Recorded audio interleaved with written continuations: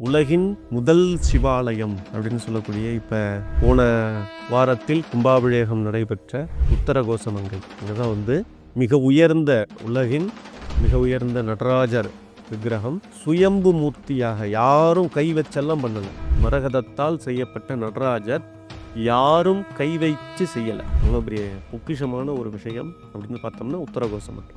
இப்போ திருவடி சூலம்னு சொல்லிட்டு ஒரு ஊர் இருக்கு. அந்த திருவடி சூலம் காஞ்சிபுரம் பக்கத்தில் இருக்கக்கூடிய ஒரு பகுதி. அங்கே சிவபெருமானினுடைய திருமேனி, அந்த திருமேனியில் கொண்டு போய் நீங்கள் தேனாபிஷேகம் பண்ணும் பொழுது அந்த லிங்கம் பஞ்சவர்ணேஸ்வரர் அப்படிங்கிறவர் எங்கே இருக்கார், அதனுடைய சிறப்பம்சங்கள் என்னென்னங்க? தஞ்சாவூர் மாவட்டம் களஞ்சேரி கிராமம். அந்த கிராமத்தில் பஞ்சவர்ணேஸ்வரர் அப்படின்னு சொல்லி அதுவும் பாடல் பெற்ற ஒரு ஸ்தலம் தான்.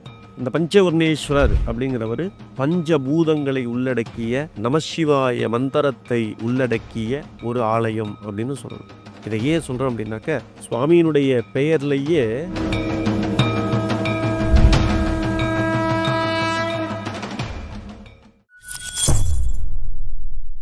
பக்தி பிளஸ் நேரில் இருக்கும் வணக்கம். இன்று நம்மோடு இணைந்த பேர் ஸ்ரீ கார்த்திகேயன் சுவாமிகள் அவர்கள். வணக்கம் சார். ஐயா, இப்போ நம்ம மறைக்கப்பட்ட சிவன் கோயில்கள் அந்த தலைப்பில் பார்க்கலாங்க. அந்த வகையில் முதல்ல மரகத லிங்கம் அப்படின்னு சொல்லி ஒரு சிவன் இருக்கிறதாவும் சொல்கிறாங்க. திருவடிச்சூலம்ங்கிற ஊரில் இருக்கிறதா சொல்கிறாங்க. அந்த சிவலிங்கம் அப்படிங்கிறது எதனால் அதை மரகத லிங்கம்னு அழைக்கிறாங்க, அதோடைய சிறப்பம்சங்கள் என்னென்ன அப்படிங்கிறத சொல்லுங்க. மரகதம் அப்படின்னு எடுத்துட்டாலே உலகின் முதல் சிவாலயம் அப்படின்னு சொல்லக்கூடிய இப்போ போன வாரத்தில் கும்பாபிஷேகம் நடைபெற்ற உத்தரகோசமங்கை இங்கே தான் மிக உயர்ந்த உலகின் மிக உயர்ந்த நடராஜர் விக்கிரகம் சுயம்பு மூர்த்தியாக யாரும் கை வச்செல்லாம் பண்ணலை. மரகதத்தால் செய்யப்பட்ட நடராஜர் யாரும் கை வைத்து செய்யலை. எந்த இடத்துலையும் ஒளியோ மனிதன் தீட்டிய எந்தவித விஷயங்களோ அதில் தெரியாது. அவ்வளோ பெரிய பொக்கிஷமான ஒரு விஷயம் அப்படின்னு பார்த்தோம்னா உத்தரகோசமங்கை. அது எல்லாருக்கும் தெரிஞ்சது. இப்போ நீங்கள் கேட்குற கேள்வி யாருக்கும் தெரியாமல் இருக்கும், ஆனால் பொக்கிஷமாக இருக்குமே, அதை பற்றி சொல்லுங்கன்னு கேட்குறீங்க. உங்களுடைய கேள்வி அது. அப்போ திருவடி சூலம்னு சொல்லிட்டு ஒரு ஊர் இருக்கு. அந்த திருவடி சூலம் காஞ்சிபுரம் பக்கத்தில் இருக்கக்கூடிய ஒரு பகுதி. அங்கே சிவபெருமானினுடைய திருமேனி, அந்த திருமேனியில் கொண்டு போய் நீங்கள் தேனாபிஷேகம் பண்ணும் பொழுது அந்த லிங்கம் மரகதமாக காட்சியளி. மிகப்பெரிய ஒரு பொக்கிஷமான ஒரு இடம். இன்னைக்கு எப்படி இருக்குன்னாக்க, அங்கே பூஜை பண்ணுறவர் மட்டும்தான் போயிருக்கார். பாடல் பெற்ற ஸ்தலம், சம்பந்தரால் பாடல் பெற்ற ஸ்தலம், சம்பந்த பெருமானுக்கு அனுகிரகம் பண்ண ஒரு இடம். இப்படி நிறைய விஷயங்கள் இருக்கு. ஆனா அங்க யாரும் தேடி போறதில்லை. யாரும் தேடி போறதில்லை.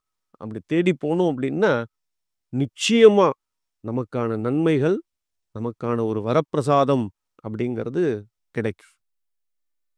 பொக்கிஷமானது ஒரு சிவபெருமான். இதை விட மிக முக்கியமானது, அந்த ஆலயத்துக்கு ஏன் போகணும் அப்படின்னா, குழந்தைகளுக்கு இந்த கால சூழ்நிலைகள்ல பேச்சு தடுமாற்றம். சாமி பேச்சு வர்றது லேட்டா இருக்கு. அங்கே போய் அந்த தேனாபிஷேகத்தை பண்ணி அந்த தேன் கொஞ்சம் முறை வாங்கிட்டு அந்த குழந்தைக்கு டெய்லி நாக்கில் தொட்டு வச்சுட்டே வர ஒரு குறுகிய காலகட்டங்களில் அந்த குழந்தை பேசும் அப்படிங்கிறது அந்த கோவிலினுடைய வழிபாட்டு முறை. இதை அந்த காலத்துலேருந்து வச்சிருக்கா. அதனால தான் ஞானபுரீஸ்வரர், சுவாமியினுடைய பேர் ஞானபுரீஸ்வரர். இந்த ஞானத்தை கொடுக்க வேண்டும் என்பதற்காக அவரது திருமேனியில் அபிஷேகம் செய்யப்பட்ட அந்த தேனை பிரசாதமாக வாங்கிட்டு வர்றது அப்படிங்கிறது வழக்கமாக வச்சுட்டு. இதுதான் அந்த கோவிலினுடைய சிறப்பு. இப்போ இந்த கோயிலில் நம்ம தேன் அப்படிங்கிறது முக்கியமான பிரசாதமாக இருக்குன்னு சொல்லுங்க. இப்போ நம்ம கோயிலுக்கு நம்ம போகும் பொழுதுமே நம்ம தேன் அப்படிங்கிறத தரலாமா? அந்த தேன் எதனால தர்றாங்க? தேன் அப்படிங்கிறது ஒரு இனிப்பு.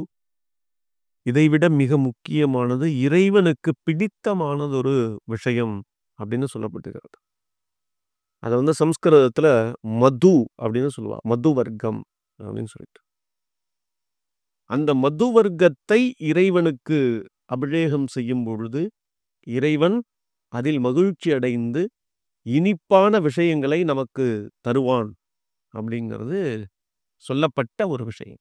அதற்காக நம்ம எந்த கோவிலுக்கு போனாலும் தேன் வாங்கிட்டு போகலாம். இப்ப அடுத்ததாகவே பஞ்சவர்ணேஸ்வரர் அப்படின்னு சொல்லி ஒரு சிவலிங்கம் இருக்கிறதா சொல்றாங்க. இன்னொரு இடங்கள்ல இருக்குங்க. இப்ப பஞ்சவர்ணேஸ்வரர் அப்படிங்கிறவர் எங்க இருக்கார்? அதனுடைய சிறப்பம்சங்கள் என்னென்னங்கய்யா?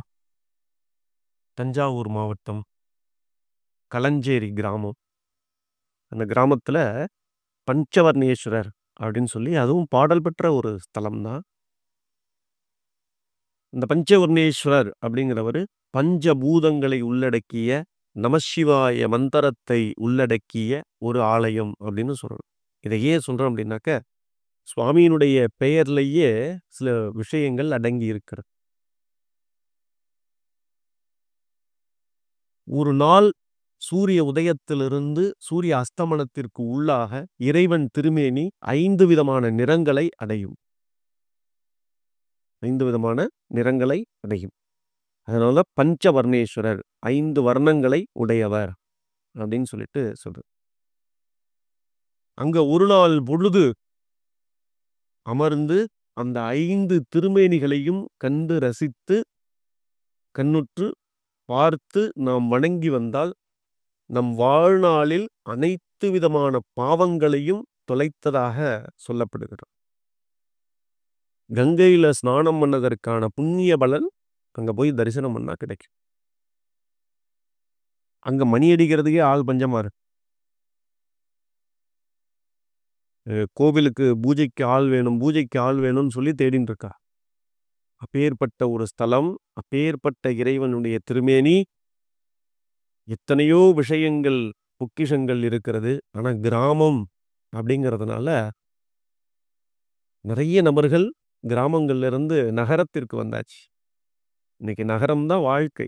கிராமங்கள்ல சில சூழ்நிலை மாற்றங்கள், மக்களினுடைய மனநிலை மாற்றம், பொருளாதார பற்றாக்குறை, அதனுடைய விளைவு பூஜை பண்ணக்கூடியவர்கள்ல அடுத்தடுத்த நிலைகளை நோக்கி ஓட வேண்டிய சூழ்நிலை ஆயிடும்.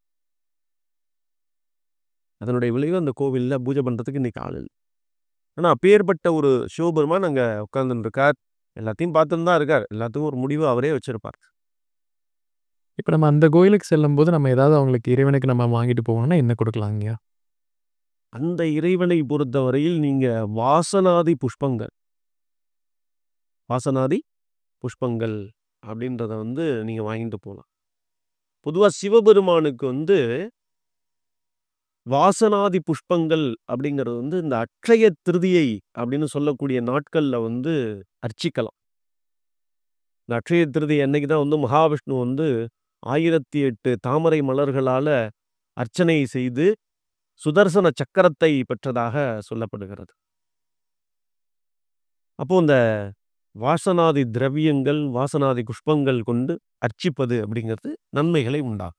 இப்ப நம்ம 2 சிவனோட ஸ்தலங்கள் பார்த்தோங்க. கண்டிப்பா நம்ம நேயர்களுக்கு ஒரு பயனுள்ள கருத்துக்கள் அமைந்திருக்கும். மீண்டும் ஒரு சந்திக்கலாம். ரொம்ப நன்றிங்க.